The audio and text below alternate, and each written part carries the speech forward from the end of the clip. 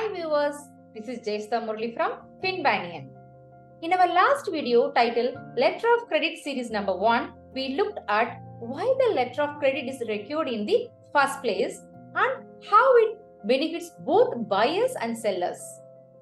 For the benefit of everyone, the link of the first video is given in the description box below. I request to all viewers, please share this channel to commerce students and accountants. The knowledge of letter of credit comes in handy when looking for jobs and certainly gives them an edge. They can also post their questions on letter of credit and it would be answered as early as possible. This was just a recap about the letter of credit.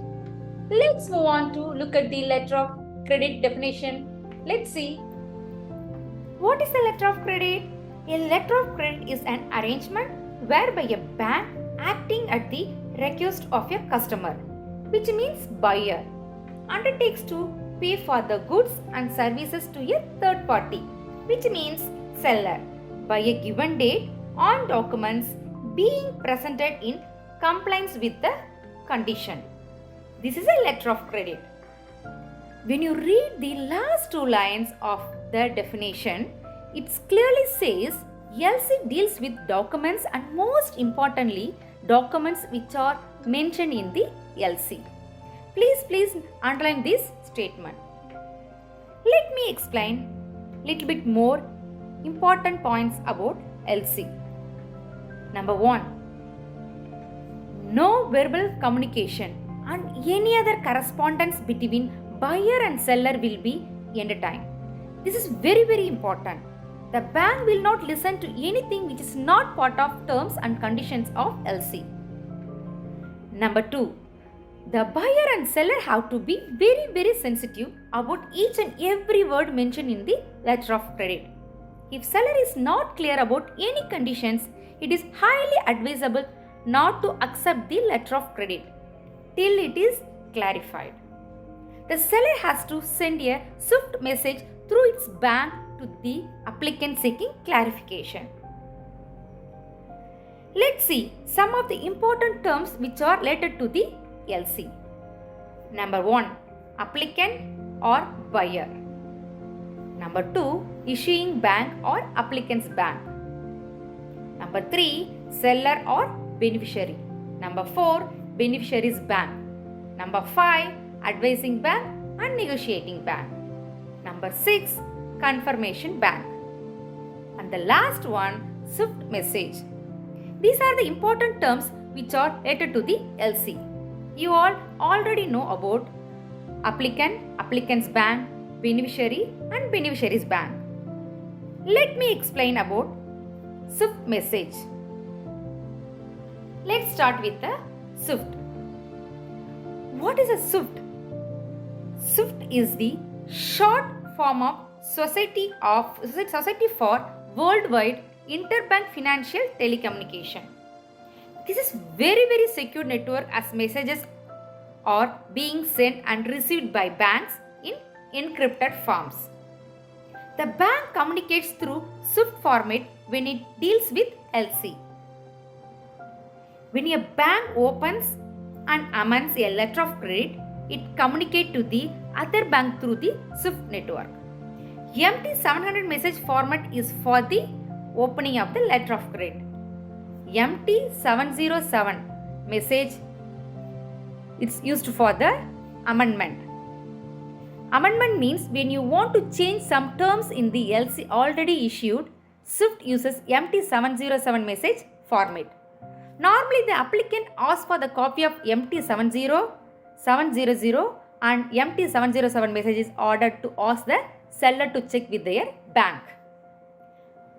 Next, negotiating bank. Please note that negotiating bank would be a bank through which LC was sent to a beneficiary or any other bank if LC allows negotiation with any bank. Once a beneficiary delivers the goods and services required under the letter of credit, it prepares all the documents required under LC and submits documents to the negotiating bank for the payment. This is a bank where the beneficiary can submit documents and obtain financing under clean documents. What's the clean documents? Negotiating bank verifies documents to ensure that it complies with the terms and conditions of LC and no discrepancy. Clean documents means that there should not be any discrepancy. If any discrepancy, it cannot be negotiated. LC may restrict the negotiation to any particular bank or available with any bank. If available with any bank, the beneficiary can submit the clean documents to any bank for negotiation. I hope you all understood. If you have any doubt, you can also post your questions in the comment section and it will be answered as early as possible. And next, we'll go to the advising bank. What is an advising bank? A bank through which LC was advised to the beneficiary. The role of an advising bank is to just advise the LC to the beneficiary without any responsibility. Normally, it happens when an applicant bank mentions available by payment in the LC. Please note that available by payment. It asks a bank only to advise the LC to a beneficiary. In this case, negotiation is available only with the applicant bank.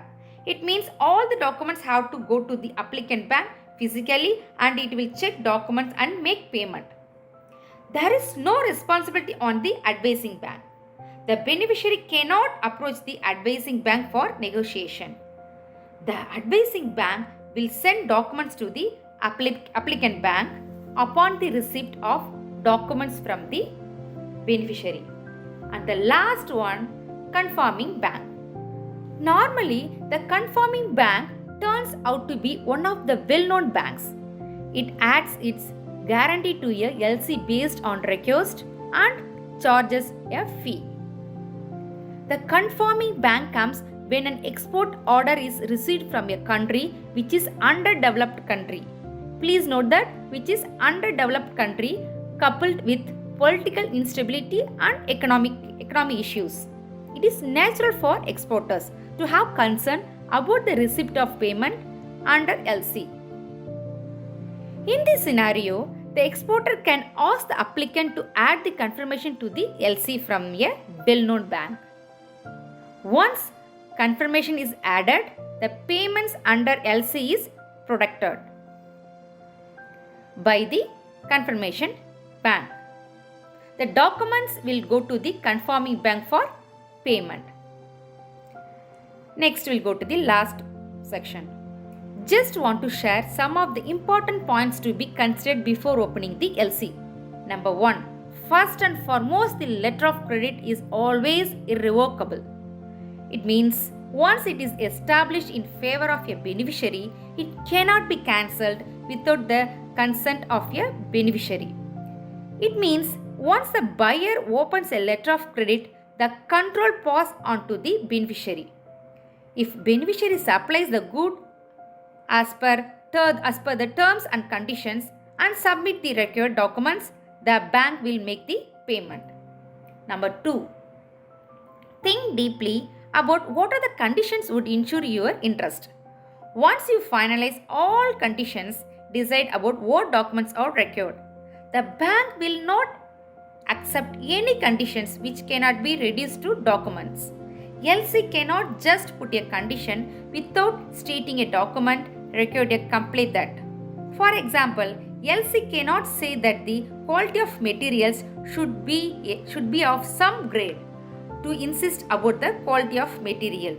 The letter of credit should mention that seller should produce a quality certificate from an inspection agency. If it is requires a certificate from the particular agency, it should say so. The last one, the beneficiary should pay more attention to each and every word in the LC while preparing documents to ensure that it complies with the terms and conditions of LC. For example, if LC mentions blue wire, but the document misses to mention blue and just mention wire, it can be rejected. Please note that there are instances where the documents are rejected for small mistakes. However, those instances are very rare. When dealing with goods with high price fluctuation such as steel products or any other commodities, the seller should be extra careful while submitting the documents under the LC, as the applicant may look for loopholes to reject the documents if the price has declined substantially after opening the LC. I hope you found this video useful for you all. Stay tuned for the next video on how to fill the LC application step by step.